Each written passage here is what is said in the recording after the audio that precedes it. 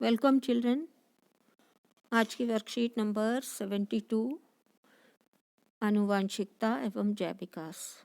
आज इस वर्कशीट में हम मेंडेल के द्वारा जो प्रयोग किए गए और उनका जो रिज़ल्ट उन्होंने बताया पौधों के बारे में, मटर के पौधों के ऊपर प्रयोग करके, उसके बारे में जानकारी हासिल करेंगे। मेंडेल ने विपर्यासी विकल्पी लक्षणों को, एक दूसरे के विपरीत लक्षण जो होते हैं उन्हें क्या कहते हैं बच्चों? विपर्यासी लक्षणों को दिखाने वाले पौधों का इस्तेमाल किया। ये कौन से पौधे थे बच्चों? मटर के। जो एक लक्षण के लिए शुद्ध प्रजनन, समयुग्मजी, शुद्ध प्रजनन या समयुग्मजी कौन से लक्षण हुए? एक ही प्रकार के लक्षण, एक जैसे लक्षण। तो एक पौधे के लिए वो एक तरह के शुद्ध प्रजनन लक्षण थे, अर्थात अगर कोई लंबा पौधा है तो उसके लिए जो लक्षण थे दोनों जीन के लंबे युग्म के थे। उन्होंने विपर्यासी लक्षणों वाले पौधों का संकरण कराया। संकरण क्या होता है बच्चों? क्रॉस कराना, यानी दो पौधों का आपस में क्रॉस कराना, स्वपरागण परपरागण, इसके द्वारा हम संकरण कराते हैं। और पहली पीढ़ी और दूसरी पीढ़ी की संतति का अध्ययन किया और विपरीत लक्षणों वाले पौधों के अनुपात की गणना की कि किस प्रकार के पौधे पहली और दूसरी पीढ़ी में प्राप्त होते हैं संक्रमण के बाद, जो नए पौधे बनते हैं। अब हम मेंडेल के प्रयोग पढ़ेंगे। पिजम सैटिवम, ये किसका नाम था? पिजम सैटिवम किसका नाम था बच्चों? मटर का वैज्ञानिक नाम। पिजम सैटिवम के साथ क्रॉसिंग प्रयोग करते हुए जब क्रॉस कराया गया, मेंडेल ने देखा कि पैतृक लक्षण मिश्रित नहीं थे। पैतृक लक्षण मिश्रित नहीं थे, इसका क्या मतलब हुआ? हमें मतलब प्रत्येक संतति को दो लक्षण प्राप्त होते हैं, एलील्स जिन्हें कहते हैं। दो लक्षण, एक उसके फादर से मिलता है, एक उसकी मदर से मिलता है, यानी फादर और मदर से दो लक्षण मिलते हैं। तो जब मेंडेल ने ये क्रॉस कराया दो मटर के पौधों में, तो जो पैतृक लक्षण थे वो मिश्रित प्राप्त नहीं हुए। उदाहरण के लिए एक लंबे पौधे और एक छोटे पौधे, किसका क्रॉस कराया गया? एक लंबा मटर का पौधा लिया गया जो लंबा होता था और एक पौना पौधा लिया गया। तो जो उसकी संतति प्राप्त हुई, संतति या तो लंबी थी या छोटी थी, अर्थात मध्यम ऊंचाई की नहीं थी। मध्यम यानी उन दोनों का मिला जुला लक्षण नहीं आ रहा था, तो मिश्रित नहीं था लक्षण, या तो वो लंबा था या वो बौना था। इस तरह के अवलोकनों ने उन्हें अधिक शोध करने के लिए प्रेरित किया। इससे उन्हें बड़ी रुचि पैदा हुई और उन्होंने बहुत सारे प्रयोग किए। उन्होंने विभिन्न विपर्यासी लक्षणों वाले लगभग 30,000 पौधों के साथ कई प्रयोग किए। इतनी बड़ी मात्रा में पौधे लगाकर उन पर प्रयोग करने में उन्हें एक लंबा समय भी लगा। अपने प्रयोगों के आधार पर उन्होंने कुछ नियम बनाए जो आनुवंशिकता और वंशानुक्रम के अध्ययन में बहुत महत्वपूर्ण है। अब हम उदाहरण से इस नियम को समझेंगे कि पैतृक लक्षण मिश्रित नहीं थे, इसका क्या मतलब होता है। एक उदाहरण देके आपको समझाएंगे। यहाँ पर देखिए, यहाँ पर आपको उदाहरणार्थ यदि सफ़ेद फूलों के समयुग्मजी पौधे का संकरण समयुग्मजी बैंगनी फूलों वाले पौधों के साथ किया जाता है, अर्थात एक पौधा ऐसा है जिसके फूल कैसे हैं बच्चों? सफ़ेद फूल हैं जिसमें खिलते हैं। दूसरा पौधा ऐसा लिया गया जिसके फूल कैसे थे? बैंगनी फूल खिलते थे उसमें। तो जब इनका संक्रमण कराया गया तो F1 पीढ़ी में सभी पौधे बैंगनी रंग के फूल के प्राप्त हुए। तो जब पहली पीढ़ी में पौधे प्राप्त हुए वो सारे कैसे थे? हर पौधे के पास बैंगनी रंग के फूल थे। और जब इन्हीं पौधों का स्वपरागण कराया गया, सेल्फ पॉलिनेशन, तो जो दूसरी पीढ़ी प्राप्त हुई, दूसरी F2 पीढ़ी में 3/4 पौधे बैंगनी फूल के थे, जबकि 1/4 पौधे सफ़ेद फूल के थे। ये अनुपात कौन सा हो गया? 3:1 के अनुपात में बैंगनी फूल वाले और सफ़ेद फूल वाले पौधे दिखाई दिए। तो इससे क्या निष्कर्ष निकाला? इससे क्या निष्कर्ष निकलता है? यहाँ पर देखिए, आपको चित्र बनाकर समझाया गया है। यहाँ पर एक पौधा जो लिया है, ये पैतृक पीढ़ी है। पैतृक पीढ़ी यानी माँ बाप से या पेरेंट्स जो होते हैं। तो पैतृक पीढ़ी में एक पौधा बैंगनी फूल वाला है और एक पौधा सफ़ेद फूल वाला है। बैंगनी फूल वाले पौधे को हमने किससे रिप्रेजेंट किया है? कैपिटल पी से। और वो सफ़ेद फूल वाले पौधे को हमने किससे रिप्रेजेंट किया है? स्मॉल पी से। जिस को जब क्रॉस कराया गया इन दोनों को, तो इनका संक्रमण कराने पर जो नए पौधे प्राप्त हुए, तो वो सारे नए पौधे कैसे प्राप्त हुए थे? वो सारे नए पौधे बैंगनी फूल वाले प्राप्त हुए। उनमें एक भी पौधा सफ़ेद फूल वाला नहीं था। जब इन बैंगनी फूल वाले पौधों के स्वपरागण कराए गए, यानी फिर से इनका आपस में क्रॉस कराया गया, तो जब इनका स्वपरागण कराया गया तो जो जनरेशन प्राप्त हुई उसे हम कौन सी कहेंगे? द्वितीय संतति पीढ़ी या F2 जनरेशन। उस F2 जनरेशन में देखा गया कि 4 में से 3 पौधे कैसे थे? बैंगनी फूल वाले थे और एक पौधा कैसा था? सफ़ेद फूल वाला था। उसको तो इसमें जो था 3 पौधे 3:1 का अनुपात प्राप्त हुआ। 3 कैसे हुए? बैंगनी फूल वाले, और एक पौधा प्राप्त हुआ 4 पौधों में से, यानी 3/4 बैंगनी फूल और एक पौधा 1/4 सफ़ेद फूल वाला प्राप्त हुआ। इसको अगर हम इसका जीनोटाइप और फिनोटाइप देखें, जीनोटाइप जो हमें जीन के प्रति पता चलता है, मतलब उसमें जीन कौन सा आया है, और फिनोटाइप जो हमें ऊपर से दिखाई देता है। तो यहाँ पर देखो, सारे बच्चे ध्यान से देखेंगे। हमने 2 पौधे कौन कौन से लिए थे? जिसमें एक पी कैपिटल था और एक पी स्मॉल था। एक सफ़ेद फूल का करैक्टर है और एक बैंगनी फूल का करैक्टर है।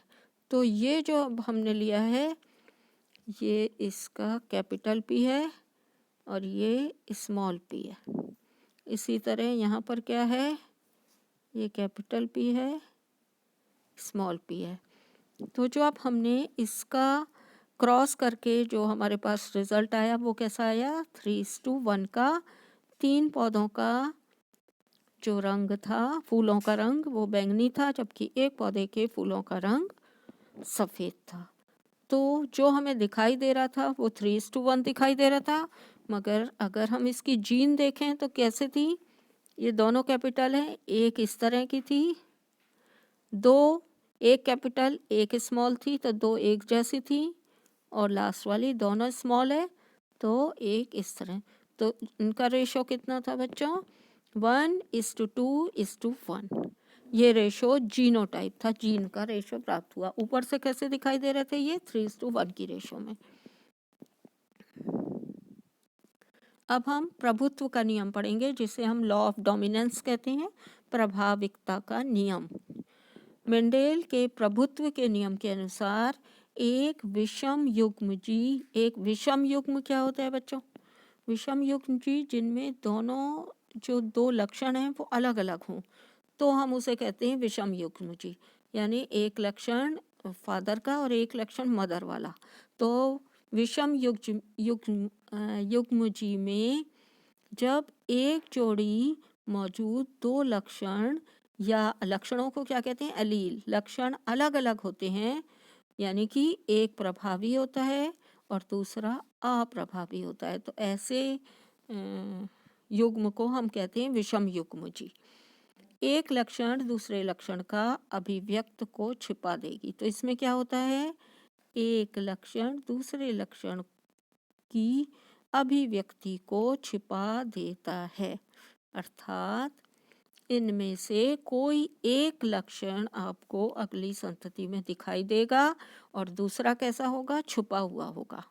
प्रभावी लक्षण अपनी अभिव्यक्ति करता है, मतलब अपने को दिखाता है, वो लक्षण दिखाई देता है संतति में, किंतु अप्रभावी लक्षण बिना अभिव्यक्ति के अगली पीढ़ी में स्थानांतरित हो जाता है। यह अप्रभावी लक्षण अपने आप को केवल समयुग्मजी स्थिति में ही व्यक्त कर पाएगा। समयुग्मजी यानी दोनों लक्षण अगर किसी संतति के अंदर अप्रभावी हैं, सम हैं, एक जैसे हैं, तो ये अप्रभावी लक्षण भी दिखाई देगा। अब प्रभावी लक्षण क्या होते हैं? प्रभावी लक्षण किसे कहते हैं? प्रभावी लक्षण वह लक्षण जो F1 पीढ़ी में स्वयं को अभिव्यक्त करता है, यानी खुद दिखाई देता है। उदाहरण गोल बीज और बैंगनी रंग के फूल, ये प्रभावी हैं। झुर्रीदार, गोल बीज के अपोजिट कौन सा होता है? विपर्यासी झुर्रीदार बीज, वो प्रभावी नहीं है। सफ़ेद फूल वाले फूल रंग वाला सफ़ेद फूल वाले पौधा जो है वो फूलों का सफ़ेद रंग वो प्रभावी नहीं है, अप्रभावी है। अप्रभावी लक्षण किसे कहते हैं? वह लक्षण जो प्रभावी एलील की उपस्थिति में छुपा हुआ होता है, अर्थात प्रभावी लक्षण दिखाई देता है, अप्रभावी लक्षण संतति में दिखाई नहीं होता देता, छिपा हुआ होता है और अपने आप को केवल समयुग्मजी स्थिति में ही व्यक्त करता है। समयुग्मजी यानी एक जैसे, जब दोनों लक्षण एक जैसे हों, दोनों लक्षण अप्रभावी लक्षण हो उसमें, तो वो लक्षण दिखाई देगा। उदाहरण झुर्रीदार बीज या सफ़ेद रंग का फूल। अब हम पढ़ेंगे पृथक्करण का नियम। ये कौन सा नियम है? पृथक्करण का नियम एक संकर क्रॉस, यानी कि जब मोनोहाइब्रिड क्रॉस कराते हैं, एक गुण को लेकर किसी एक गुण को लेकर दो पौधों में क्रॉस कराया जाता है, तो किस प्रकार के आगे लक्षण दिखाई देते हैं। यह नियम बताता है कि युग्मक के निर्माण के दौरान युग्म विकल्पी एलील यानी लक्षण एक दूसरे से अलग हो जाते हैं। जब युग्मक का निर्माण होता है तो जो वो लक्षण होते हैं युग्म विकल्पी, दो जो अलग अलग लक्षण होते हैं वो एक दूसरे से अलग हो जाते हैं, जिससे कि प्रत्येक युग्मक में केवल एक युग्म विकल्पी उपस्थित रहता है। तो एक युग्मक में एक लक्षण होता है। मेंडेल ने इस नियम को यह देखने के बाद प्रस्तावित किया या प्रतिपादित किया जब उन्होंने देखा कि दो विभिन्न लक्षणों वाले मटर के पौधे में संकरण कराया गया, तो F1 संतति में केवल प्रभावी लक्षण ही दिखाई दिए या प्रदर्शित हुए, और जब F1 का स्वपरागण कराया गया, फिर से क्रॉस कराया गया उनमें उन्हीं फूलों का, तो उसमें F2 पीढ़ी में प्रभावी और अप्रभावी दोनों लक्षण 3:1 3:1 के रूप में दिखाई दिए या प्रकट हुए। तो अब हम क्वेश्चन आंसर के जरिए इसे और समझेंगे। क्वेश्चन नंबर 1 है, प्रभावी और अप्रभावी युग्म विकल्पी एलील क्या हैं? युग्म विकल्पी एलील यानी लक्षण, प्रभावी लक्षण और अप्रभावी लक्षण क्या होते हैं?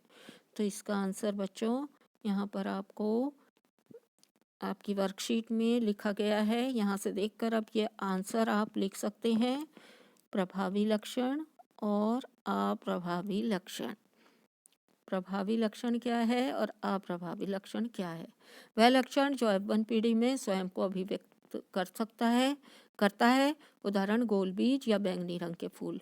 अप्रभावी लक्षण क्या होते हैं? वह लक्षण जो प्रभावी एलील की उपस्थिति में छिपा हुआ होता है, यानी प्रभावी लक्षण दिखाई देता है, वो छुपा हुआ होता है, अपने आप को केवल समयुग्मजी स्थिति में ही व्यक्त करता है। उदाहरण के लिए झुर्रीदार बीज और सफ़ेद रंग का फूल। तो ये आप क्वेश्चन नंबर 1 का आंसर है। तो यहाँ पर आप लिखेंगे, ये जो है आपका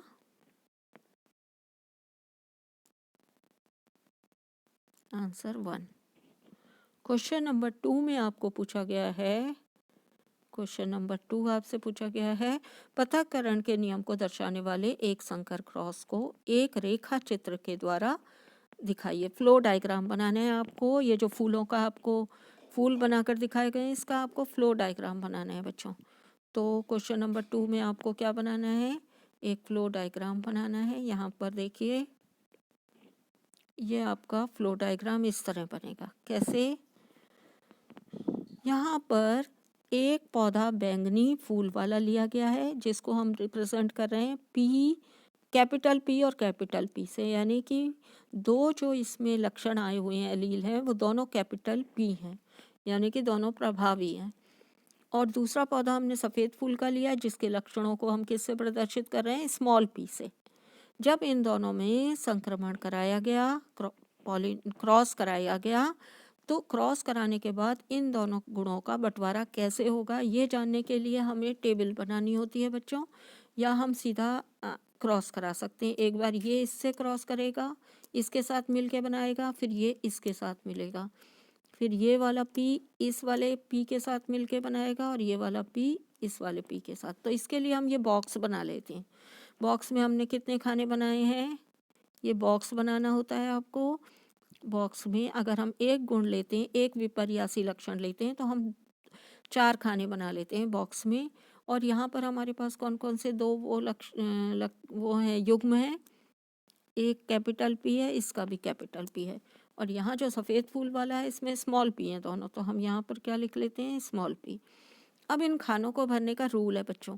यहाँ से पहले खाने में यहाँ से एक लक्षण ये वाला आएगा और एक लक्षण इधर से आएगा, तो ये कैपिटल पी आ गया और स्मॉल पी आ गया। यहाँ से इस वाले खाने में देखो बच्चों, ये वाला लक्षण यहाँ का आएगा और ये वाला लक्षण यहाँ का आएगा, तो ये हो गया कैपिटल पी स्मॉल पी। अब इस थर्ड खाने में एक लक्षण ऊपर से आएगा और एक साइड से, तो ये कैपिटल पी और स्मॉल पी। तो इस तरह चारों खानों में जो जीन का स्ट्रक्चर आया, जीन का जो क्रम दिख रहा है आपको, वो क्या आया, एक कैपिटल पी और एक स्मॉल पी। मगर इस पीढ़ी में ये F1 जनरेशन है, ये पहली जनरेशन के 4 पौधे प्राप्त हुए हैं। तो ये कौन सी जनरेशन कहलाती है, F1।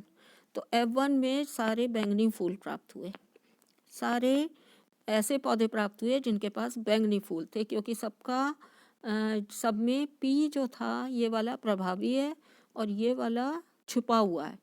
दोनों प्रेजेंट हैं मगर एक छुपा हुआ है, एक प्रभावी है, एक दिखाई दे रहा है। तो कैपिटल पी दिखाई दे रहा है जिसका बैंगनी फूल था, बैंगनी फूल प्रेजेंट दोनों हैं, दिखाई देने वाला प्रभावी लक्षण बैंगनी फूल का था। तो सारे के सारे पौधे बैंगनी फूल वाले थे। जब इनका स्वपरागण कराया गया, स्वपरागण आपको पता है बच्चों, उसी फूल के पराग किसी पुष्प के पराग कोश के परागकण जब उसी फूल के वर्तिकाग्र पर पहुंचते हैं, तो जब स्वपरागण कराया गया इनका, तो किस तरह के पौधे प्राप्त हुए, इसका फ्लो डायग्राम बनाने के लिए हम क्या करेंगे, फिर से हम क्रॉस कराएंगे। यहाँ पर देखिए हमने क्या लिया, हमने 2 कैरेक्टर ले लिए, एक कैपिटल पी स्मॉल पी एक ले लिया पौधा, और एक दूसरा पौधा भी वैसा ही ले लिया कैपिटल पी स्मॉल पी। ये भी लंबे फूल वो बैंगनी फूल दिखाने वाला पौधा है, ये भी बैंगनी फूल। इसमें क्या कराया हमने, स्वपरागण। जब इन पौधों में स्वपरागण कराया गया तो अब हम फिर से बॉक्स बनाएंगे। बॉक्स बना के इसके 2 गुण हम ऊपर लिखेंगे, कैपिटल पी स्मॉल पी हमने लिख दिया। इसके 2 जो जीन हैं वो हम यहाँ पर लिख देंगे, कैपिटल पी और स्मॉल पी। अब हम इन चारों खानों को कैसे भरेंगे, एक ये ऊपर वाला ये आ गया और ये वाला ये आ गया, तो ये बना कैपिटल पी कैपिटल पी। जब इस खाने को भरेंगे तो यहाँ से ये वाला आएगा कैपिटल पी, ऊपर से आएगा स्मॉल पी। यहाँ पहुँचे, यहाँ ऊपर से आएगा कैपिटल पी, यहाँ से आएगा स्मॉल पी, तो ये कैपिटल पी। और जब यहाँ पहुँचेंगे तो यहाँ पर कौन सा है, ऊपर स्मॉल पी, यहाँ पर भी स्मॉल पी है, तो स्मॉल पी आ गया। इसका मतलब है जब हमने F2 जनरेशन प्राप्त की, तो F2 जनरेशन में क्या हुआ, ये कौन सी जनरेशन है, F2। 3 बैंगनी फूल वाले पौधे मिले और एक सफ़ेद फूल वाला पौधा मिला। अब यहाँ पर आप देखिए कि 3 बैंगनी फूल वाले पौधे कैसे दिखे दिखने में, क्योंकि यहाँ पर जो कैपिटल पी है वो प्रभावी है, तो वो अभिव्यक्त हो रहा है, दिखाई दे रहा है।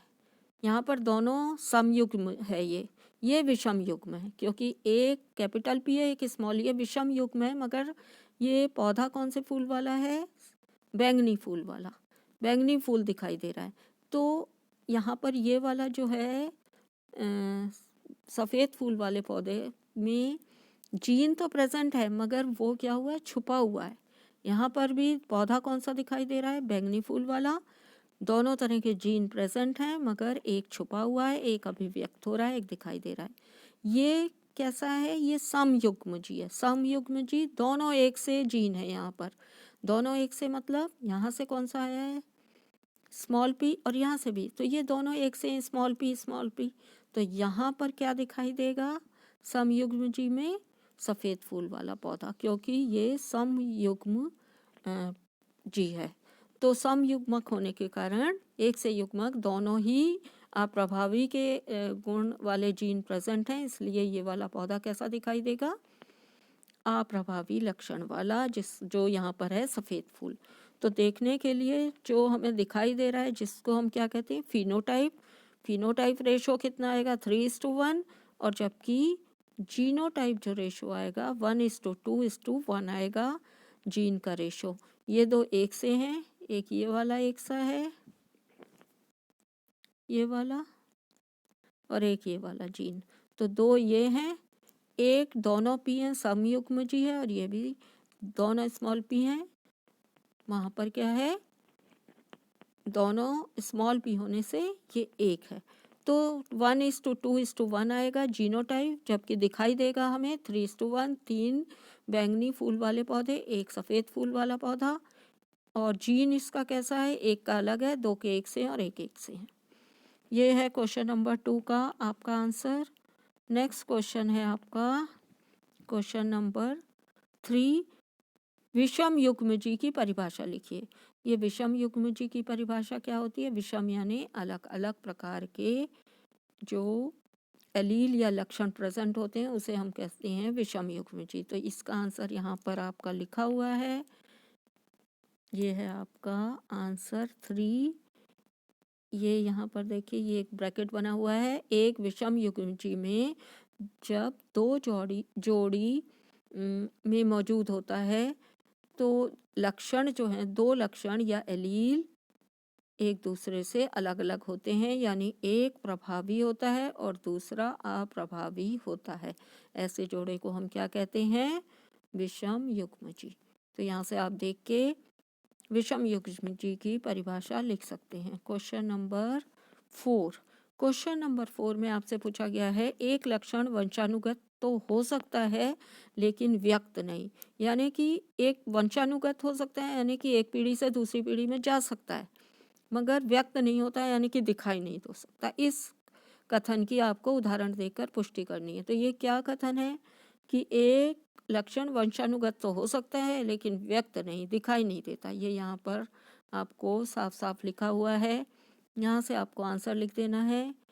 ये यहाँ से ग्रीन कलर का जहाँ पे ब्रैकेट लगा है, प्रभावी लक्षण अपनी अभिव्यक्ति तो करता है किंतु अप्रभावी लक्षण बिना अभिव्यक्ति के ही अगली पीढ़ी में स्थानांतरित हो जाता है। यह अप्रभावी लक्षण अपने आप को केवल समयुग्मजी स्थिति में ही व्यक्त कर पाएगा। पहले आपको आंसर यहाँ से लिखना है बच्चों, और उसके बाद इसका उदाहरण कहाँ से देंगे आप? इसका उदाहरण आपको यहाँ दिया हुआ है, तो उतना लिखने के बाद आप यहाँ से उदाहरण उठाइए और लिख दीजिए। ये क्या है? मेंडेल ने दो विभिन्न लक्षणों वाले मटर के पौधों में संकरण कराया, तो F1 संतति में केवल प्रभावी लक्षण ही प्रदर्शित हुआ तथा F1 का स्वपरागण करवाने पर F2 में प्रभावी और अप्रभावी दोनों लक्षण 3:1 के अनुपात में प्रकट हुए। ये इसका उदाहरण है। इस तरह ये क्वेश्चन नंबर 4 है। क्वेश्चन नंबर 5 में आपसे पूछा गया है, लंबे और बौने मटर के पौधों के बीच एक क्रॉस की गणना करें। यदि लंबा टी से लंबा प्रेजेंट कर रहे हैं और स्मॉल टी से बौना प्रेजेंट कर रहे हैं, इसमें लंबा जो है वो प्रभावी है और स्मॉल टी जो बौना है वो अप्रभावी है। और F2 पीढ़ी के फिनोटाइप और जीनोटाइप का अनुपात पता लगाएं। तो जैसे आपने बैंगनी और सफ़ेद फूलों का किया था, ऐसे ही आपको किसका करना है? आपकी बार लंबा पौधा और बौना पौधा लेकर करना है। तो एक बौना पौधा लिया गया जिसके जो जीन थे वो कैपिटल टी से दिखाने, और जो बौना पौधा लिया गया है उसके जीन आपको किससे दिखाने? उसके जीन आपको स्मॉल टी से दिखाने हैं।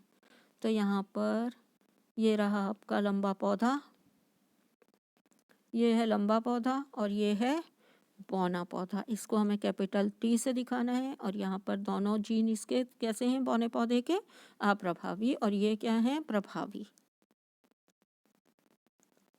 जब हम इनका क्रॉस कराएंगे तो क्रॉस हम कैसे कराएंगे, बॉक्स बनाएंगे, यहाँ पर ऊपर इसके वाले जीन लिख देंगे कैपिटल टी, और ये स्मॉल टी साइड में हम अप्रभावी वाले जीन लिख देंगे। जब हम बॉक्स भरेंगे तो एक ऊपर से लेंगे एक साइड से, तो हमने देखा चारों पौधों के जीन एक से आए, कैपिटल टी स्मॉल टी। इसमें कैपिटल टी जो था वो लंबे पौधे के लिए था जो प्रभावी है, कैपिटल टी मौजूद होने के कारण दूसरा स्थानांतरित तो हो रहा है मगर अभिव्यक्त नहीं हो रहा, दिखाई नहीं दे रहा। तो सारे पौधे कैसे दिखाई देंगे, कैपिटल टी के कारण सारे लंबे पौधे दिखाई दिए। और जिनका जीन क्या बना है सबका, कैपिटल टी और स्मॉल टी, यानी एक जीन फादर से आया और एक जीन मदर से आया। तो कैपिटल टी एक लंबे वाले पौधे का जीन है, एक बौने वाले पौधे का, मगर बौने वाले पौधे का जीन दिखाई नहीं दे रहा, स्थानांतरित हो रहा है खाली।